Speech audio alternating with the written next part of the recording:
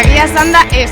Eta ez genuen nahi berriro irabazleak izatea, gainera olimpiadak irabaztea espero genuen, orduan berriro beste jamoi bat, ez genuen espero. Hemen gaude, La Pele, Giraferrei.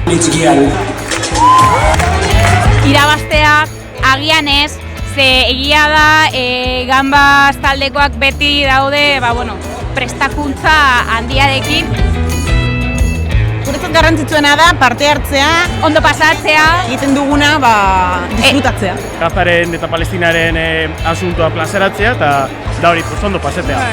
Eta Eurobisioko topikoak baita hori, bertaz barregitea. Zailena uste dut beti dela abestia erabakitzea. Gutxi gara eta espazio nahiko handia denez, saiatu behar gara gauza ikusgarri bat bilatzen, lortzen dugula uste dut.